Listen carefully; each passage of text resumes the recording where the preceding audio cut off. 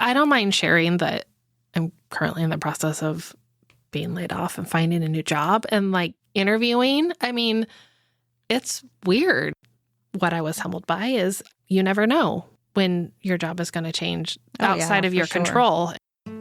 So welcome to Pause, Please. We're talking all things midlife, menopause, and the mundane. A couple of weeks ago, we talked about rebranding ourselves, what that may look like, and whether or not we were on that journey, because we may not be.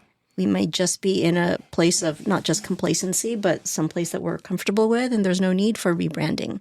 And so along that could be a shift in not only our perspective, but a shift in our job duties. Mm-hmm. Well, speaking of shift in job duties, what a great segue, Sheila. I'm so glad you brought that up. I have had a shift in my job duties, as in I have been laid off. Can't say that I saw that coming It's at unfortunate. all. It was, yes, it's unfortunate. However, I have shared with you guys in this process. It's been a few weeks now, so I've had time to process it. I am so okay. I was miserable. I did not like where I was at.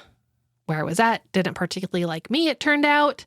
So I think this is a win-win for everybody. And this time around, it's not the first time I've been laid off.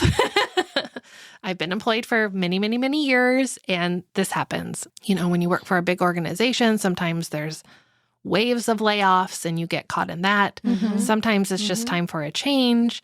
It was a shock because I didn't see it coming. I wanted a change, and I realized really quickly I was mostly disappointed because I wanted the control and the power to make that change. I didn't want it to be force-fed to me. Oh, for sure.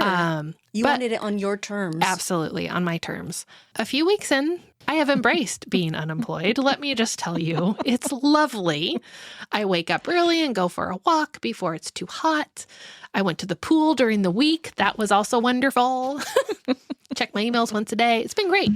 I have started right away. I think the day after I got the news, I started applying for other positions. A couple of them outside of where I currently work, and then a lot of them still internally. I have that option where I work, which is really, really great. And this hasn't been, it's been a rather good experience considering that I need to look for a job. My current employer has been, I think, really supportive and helping me, working with HR and applying for jobs. It is kind of funny because even though I'm currently here and I'm currently considered an internal employee, the way our HR works is you're still treated exactly the same no matter what.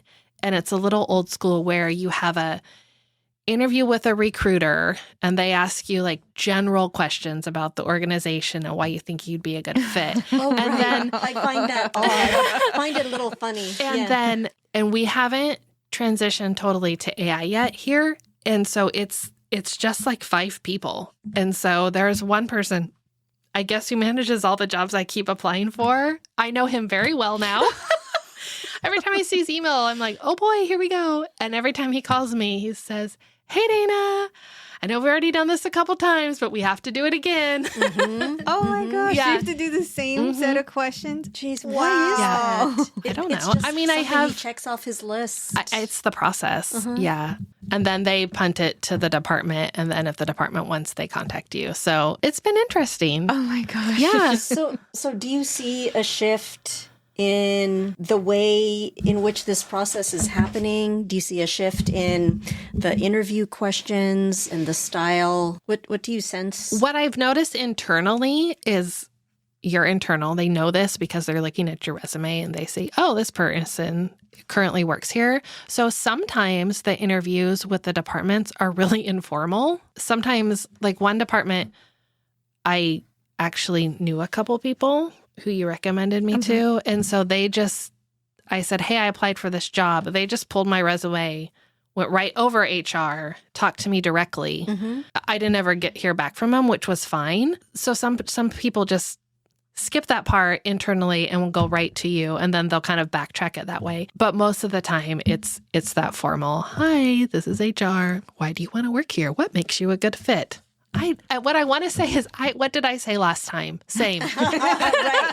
We've met before. Ditto from yesterday. Yeah. And I mean, I guess some people like to interview. Not my favorite sport. I don't know. I don't ever know how to be. Do I need to be super professional? Do I just need to be me? At this point in my life, I lean more towards being authentic. I'm air quoting that. Yes. Well, and I think that we are in a more mature phase. Oh, for sure. And you want to be authentic. I don't want to have to play these games. Like, this is who I am. This is how I work. Right. This is what you're going to get if you get me. Correct. Right. So this is the opportunity that we can both share in.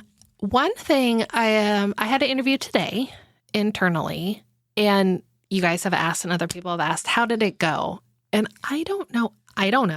I think it went great. If they offered me a job, I'd probably accept it. But I don't know, like, how do you gauge that? Is there I think it's a feeling. I mean, I guess for sure, if you sat down with a group of people and the questions made you feel uncomfortable or the people made you feel uncomfortable, then that's a hard pass. But I felt like I answered their questions and I didn't have long pauses. Already a different scenario. So you're saying a group of people, like a committee is actually doing the interview versus back in my day. No. It would just be traditionally one person. One person, right? Well, what about the job you have now? How did that interview go? That was very informal. So that was also over a Teams call. Hey, my boss wants to talk to you. Right. Okay. Very because you were kind of an internal, you were a referral from somebody who already worked there. Yes, on that team. And so she was like, hey, my boss wants to talk to you. I've talked all about you. I think you need to talk to him. I was like, and I was not looking. So I was like, sure, okay. And I went in a little laid back, but I mean, I still dressed up on the camera, right? Right, from the neck up. Yeah. I get it. And it was a very easy conversation. And then at that point, he was like, I need you to talk to my boss as well. Sure. And I was like, sure. And that led to another very casual conversation. The next thing I know, I got an offer and I'm like, and then I look at the number, I'm like, oh, that's not turning that down. So good for you. I mean that you had the skill set that you owned it, you earned it. Yeah, I was just like, that's a stupid thing to turn down. It's like double your salary. Again, was not even looking. I was miserable at my job and what was happening. But I never thought something like that would happen. So it's, like I said, it's been a while. But I think every job that I've ever interviewed with, it's always been a one person. I think I had one scenario where I had to sit in a group. And it was funny because it was my Pier 1 and it was my retail day. And my boss at the time, she's like, okay, we got a group setting. She goes, it's you, you, and you. And she goes, actually, we lost somebody. So it's just you and you. And it was me and this other little kid. And then that kid ended up being too young. Because apparently at Pier 1, you had to be 18 in order to, I was like, oh, wait a minute. It was a group setting. It was a group setting. Of the candidates. Applicants. Oh, funny. Not a group setting with the company that you were interviewing with. So here's one that I did not like. It was not internally where I work, outside of where I currently work. And one thing I do know is that the process is so stinking slow, no matter where you're at. So I've interviewed internally, and then I've applied to 2 external places. And now I'm talking like locally, just within our community. And all 3 of them, slower than freaking molasses. It takes forever. Why do you think that's I have no idea. Is it because they have so many candidates that they're looking at? But you know what? AI is actually looking at some of that stuff right now. Some of that. So this is what's interesting. Here internally, because I did ask, actually, another totally different conversation, I asked, are we going AI? And they said not yet, but now I've been seeing things that they're going to transition a little bit for HR and recruiting. One place I submitted several applications is a big hospital, like a humongous hospital. And it's all AI. Yeah. I know this. So I try to go in, I've read a lot of things and done all the things to try to get it to catch. I think I applied for maybe 4 jobs. It caught 1. But their process is the next step. You have to video record yourself answering the questions. So it's like a Zoom call with yourself. How interesting. What? I do not like that at all. I don't like it. There's a timer. You don't get to see the questions first, which is normal in an interview, but the problem is you have a timer, so you have to answer the question in whatever they give you, 3 minutes. And you can re-record yourself? You can re-record yourself, but you only get 3 chances to re-record yourself. And if you really mess up your last one, you're toast. My brother-in-law is interviewing for a position, and he said that the first round included using AI to help filter through all of the applications and resumes. and then start the interviewing process. And a lot of these were video calls. And he said he swears that one of the calls was that he did not believe that it was a real person. Oh, wow. And so when you say that they are pre-screening and asking you to record yourself and then submit that, I find it really wild. Oh, you know what this reminds me of? That movie. Oh gosh, when Owen Wilson and Vince Vaughn go for Google. What is that movie? Oh, The Internship or The Internship. Have y'all seen it? Oh my God, it's comedy. Anyways, they have to do a video. Yeah. As part of their applicant resume or whatever. And I was just like, that's crazy. Yeah. But I guess that's what's happening. I'm sure it's not uncommon, but I was not a super big fan of that personally. But I mean, if that's the way it's going to be, eventually we'll have to figure out how to do it. And wow, that takes me out of my comfort zone. That was kind of strange. And then another external one is actually outside of the state. And that was interesting. Boo. I know. That better be remote, girl. But it also, like, you just never know. I was kind of doing it just to practice my resume skills because I thought the process would move faster. It's not 100% AI driven. It's small, so they just have one HR person who I had talked to in the past. But when you do your Zoom call with her, it is transcribing. It does say we're using AI. It tells you that before you log in that she's using that. And then the next round will be a Zoom call again because we're not in the same state. So sometimes, and internally, I've done both. Today, my interview was in person. Tomorrow, it's via Zoom. So that also depends, I think, on the department. And sometimes I meet with like 2 people, and sometimes they'll have 4 or 5 people. That was my next question. Like, are you finding that there are more people in your interview? Here internally, it just totally depends. Now, I've done interviewing as well, not only as a manager, but even now, like if my boss were decided to bring on something or someone new, I've actually been the second round. So they interview with him first and I become the second round. He says it's to see if I get a good feel for that person, see if they'll be compatible with the team, which is fine. But right, sounds fair. I'm like, I'm pretty sure your decision's already made, whether or not I say. Well, I actually enjoy being part of the interviewing committee because it gives me perspective. Like, I always think, I don't like interviewing. It makes me nervous. So I always try to give people grace. Some people interview really, really, really well and are complete duds. And some do not interview well, but would be fantastic. So I try to offer a little grace when I'm on the other side of it. And I think what I realized today in my in-person interview, which I haven't had in a really long time, most of them have been via Zoom. Sheila's taking a picture of me. It makes me very uncomfortable. We're talking about professionalism. Zoom meetings and a lot of online AI driven meetings. And so, yes, I happen to be taking pictures. Oh my gosh. And I just gave deuces. Yeah. Anyways, I like to be part of the interviewing committee when possible too, because I think it just reminds us that what it's like to be on one side or the other. It's really different, but it also helps when you're on the other side. Like, oh, I remember I just interviewed for a position last year. I remember how stressed out I was or how nervous I was. Sure, and, on the other side. Funny story. So today I went for my in-person interview, which, as I said, I haven't had in a long time. So I had this super cute little dress all picked out, ironed it, got ready to go, you guys. This is such a Dana thing. I get in the car and it crisscrosses across my chest, and I get in the car and sit and it like falls open. And I'm like, are you taking a video of me looking at my boobs, Sheila? No, stop it. I'm taking pictures of these beautiful ladies. So now I have 20 minutes to get, I have 20 minutes to get to the interview at this point. And I pull out of my neighborhood and I look down again and I'm like, I can't do this. Oh, it's not going to work. Yeah. What if I sit and, you can see. So I whip back into the neighborhood. I'm ripping my clothes off as I'm walking in the door, trying to get something else. I had something else in mind. And it was so funny. So I'm put my pants on, trying to get back out to the car. I had to switch my bra. So I'm in the laundry room, digging through the clean clothes, trying to switch it out. And all was well. I made it just on time, but still. Was the dress just awkwardly placed or was it? I think it's just the cut. it just sits weird when you sit down. It's fine when I was standing up, but I sat down and it just bunched right. Like it crossed like this. So it's very flattering. But when I sat down, it like just popped open. I don't know, it was very weird. But what I appreciate is that you were mature enough to realize that and said, okay, like, we gotta.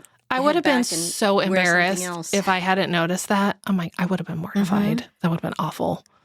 So one thing I've noticed is I have to make sure that I can breathe. So that you can breathe. Also, the room I was in today was really hot. Oh, stuffy. I was so sweaty. Anyways. I know it's summer, but can we at least turn the air on? So I think it went well. I answered the questions without big pauses and not a lot of ums. Not a lot of ums. Unlikes. Do you think... Please don't do that, people. I mean, I try. It's hard. I know it's hard. Because then you focus on it and that's all you say. So, as an aside, so I saw Rachel at church over the weekend and there was a new priest that we listened to and he kept saying right at the end of each of his sentences. Oh, I didn't catch that. And then my husband and daughter counted the number of times because it was so apparent. Oh, I didn't even notice. It was a tick. I wanted to ask you. Dana, and Rachel as well, since you're on the other side of the interviewing desk, are you finding that you're asking or answering questions that were very different 10 years ago? Is there a different sense? I'm answering them differently because I have different experience. Certainly. And the jobs I'm applying for are different. What about the questions that are coming to you? So the questions that came to me today were very specific to the role that they were looking for. Okay. It was, how would I describe it? It was operations is what it is, operations. And so they asked a lot of questions about relationship building. You know, how do you build relationships? What kind of communication skills do you have? One of them I was telling you guys earlier was how do you deal with no? So how would you uphold a policy, you know, if somebody needs to be told no? So that was right. I just did it, right? Sheila. I have to catch myself on those, what do you call that? Slang? There's a term for it. Oh, There's a term for it. I'll figure it out later. A comfort word? No, it's not a comfort word. Mm-mm. So the no question, I like that one because I actually feel pretty confident in that. I had a really great mentor several years ago who helped me grow and mature. I think I talked about it a while. And so in my head, the answer is always no until it becomes a yes. So I've worked really hard on how I deliver that. Instead of saying no, you have to say it. The delivery of how you say it. But I typically will not commit to something. And I know now that I tend to be a bit emotional in the response. Like somebody asks me something, and even if the answer is no, I want to be like, no, we don't do that. But instead, I'll say something like, oh, you know what? That's a great question. Let me check with Sheila on that and see how we've done it in the past, and I'll get back to you. Sometimes I'll say, I don't think that that's something that we do. I've never had that question before, you know, probably not. And then I'll come back and say, oh, yeah, yes, we can do that. So I kind of try to do it like that. I know that's nothing groundbreaking, and sometimes the answer is no. The flip side of that is, and maybe you said this pre-recording, but not only how to say no to someone, but how to hear no on the other side. Sometimes I think, in my experience in the last couple of years, that's actually been more of a challenge, is the person on the receiving end doesn't always want to accept the no. I happen to work in an industry right now where there's a lot of people stay for a long time. So there's a lot of, well, that's just how we've always done it. Yes. Oh, that is not my favorite thing. It may not be, but that is in the areas that I have worked in lately, that's how it's been. And so it's really hard to break that habit. Going through it now. The people that I think are able to kind of crack that and go through it they're really patient and they really listen, and they'll keep digging and diving and digging and diving to really figure out why they're so resistant to the change. And then they're able to present solutions. And like one person specifically I'm thinking about would just give, okay, we're just going to change this little piece. And then we're going to change this little piece. And then we're going to change this little piece. And eventually we've changed the whole process. Yeah. So that was a question they asked, how do you deal with no? And some questions I answered, they would then ask me a question off the fly. Oh, brother. Oh, that's so interesting. How do you feel about X, Y, and Z? Oh, you've done catering before. What did you think about the catering food and the setup and this and that? And I was like, it was good. What's the answer, Dana? What? This is a trick question. Yeah, so that was interesting. Oh, that is interesting. And then Rachel, coming from the other side as the interviewer, are you finding that you're asking different questions based on different trends? I mean, we've been talking a little bit about AI already.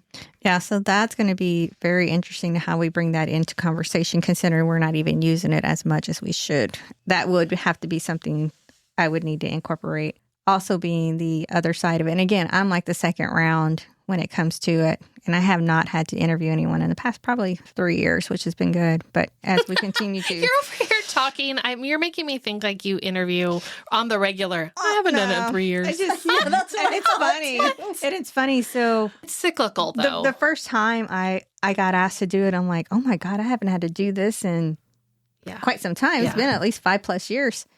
And even because when my last department I just asked for people. I didn't even have to interview them. I was just like, I want that person and that person. I was picky, and I got to just put them on my team. Well, you kind of were interviewing them because you were working alongside them. True, but I knew their skills. Call and that a working interview. Yeah, that's what I mean. But yeah, so what I did on this, and I still have them. So when it does come around, I have my list of questions. And the last time I looked at it, I was like, is that kind of outdated?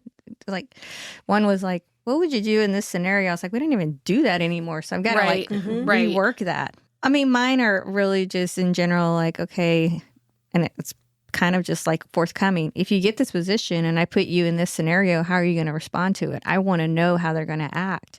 I don't want to be surprised. So how are you really supposed to answer that question? Because I want an honest answer. But sometimes I appreciate that. Being the person that's asked that question, though, I mean, I suppose what you're looking for is based on your past experience. How did you react and respond? But I am thinking at this point in my life, like I know how I've responded because I knew those people in that team. You're asking me a question about people in a team that I've never worked with before. This is where I think I'm trying to get your true authentic self to come out, because I don't want to have someone fake it. I just said it again, right? I know. Oh, these are filler words. Oh, okay. I was going to say, is it an affirmation? Make it stop. But with that, Rachel, are you really trying to grasp somebody in their authentic self, or you are looking for a specific answer? No, it first was a specific, because I specifically wanted certain people and I knew what I was looking for, but then I had to remind myself, this is not my team. This is my boss's team. So when we did it a second time, it's like, I'm really just trying to make sure that we've got a good feel or a good vibe, because you know our team. And I'm like, yeah, I pretty much run our team. So yes, I know who our team is. And one just happened to slip through. And I honestly did not feel comfortable. Oh, you were not on their team. Look at her throwing people under the bus. I was not comfortable at all, because I was like, I think he's answering everything correctly, but it didn't feel like a good vibe. And see, I don't have enough skills he let it go through, and sure enough, he turned out to be a flake. And I'm like, I don't have enough skills to give you the answer that you want. I have no idea. You know what I mean? Like, some people can do that. They can respond with a bunch of fluff and filler words and lingo and all the things. I don't have that ability. And that's what I would want. I would want to make sure that you wouldn't be doing that. Yeah, I don't have that. I'd be like, oh, well, at least she was honest. That's what I would say. At least she was honest. What I have started to say mostly this time around, I hope that it pays off, is, well, we're all different. So part of what I do depends on who I'm working with. I can be the person that says no. I can be the person that gives the hard stop. Or I can be the person that says, gosh, I don't know. Let me look into that. I can do all of those things. Now I feel like in my mature age, Sheila, I know what kind of environment I work best in and what I would want. But sometimes, well, most of the time, you don't We're really both nodding our head. Yes. You don't really get to pick that, right? So it's more of, lately I've given an example, And I've also said, I recognize that we're all people and it takes a little bit to get to know each other. And lately, I've actually been giving examples because my current role or previous role was such a challenge that it is helping me answer these questions because I can say, yes, this was a challenge and this is why it was challenging and this is what we did. And I think that this helped. So I've leaned in a lot to my current situation. All that to say, I still don't like to interview. It's rough. It's exhausting. Yes, it is. It's exhausting. The process itself, it's long because you apply for jobs and then you just wait for an answer. And kind of what I did this time is I told myself, I'm not going to freak out. I'm not just going to rage apply to everything. I'm going to do like 2 or 3 a day or a week, depending on what the market looks like. And then I'm going to let it sit for a couple days. And then I'm going to do another one because the process is so slow that I wanted kind of things going at different paces depending on where I was at. And so things are trickling in. I really hope one of them lands. We do too. Oh, thank you. I think one will for sure. I think you're, again, a very true asset that anybody would be lucky to have. You're the best. But I think, I hope yeah, so for too. sure, being authentic, that to me is always key. That's something I personally would look for in any employee. So, and even myself, I don't want to go in and be like, I don't want to fluff myself and then prove that I can't do this job. So, Or that's not the right team for you. Exactly. It's not a good fit. So why would I put myself in that situation? So I've been saying a lot of versions of this is where I'm at in life. I also still want to learn and grow. I want to mentor, but I also want to be mentored. Like I'm trying to be inclusive or collaborative. I don't know, whatever word we want to use, but because that is the truth. I don't want to just sit someplace. I would like the ability to grow and be challenged. So I might not, know how to do every single one of these tasks you want, but I'm your girl to figure it out. Okay? Yep. I feel like I've been here long enough that I know enough people that I will find the answer. So. It's hard, I imagine. Would you hire me, please? Yes. One of the things that I wanted to ask you girls, would you rather have somebody who checked off all the boxes on your wants as opposed to someone who you felt comfortable with and could sense that there would be some camaraderie? What am I trying to say? Would you rather have somebody grow with you to learn these skills that you want to check off your list? Or do you want somebody who can get along with the team and grow and develop over time? What is more important to you? Personally, I want to fit. I want somebody who's going to fit and is willing to work, which is kind of hard to find nowadays. I want a good work ethic.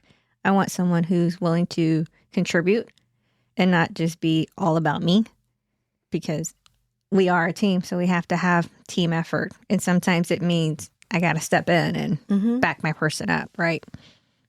They don't have to know everything out the wazoo. A good chunk of knowledge coming in, yes, we're going to need that, especially for my team. But personally, if I was in that situation, I would want to go in, same scenario. I'm willing to grow.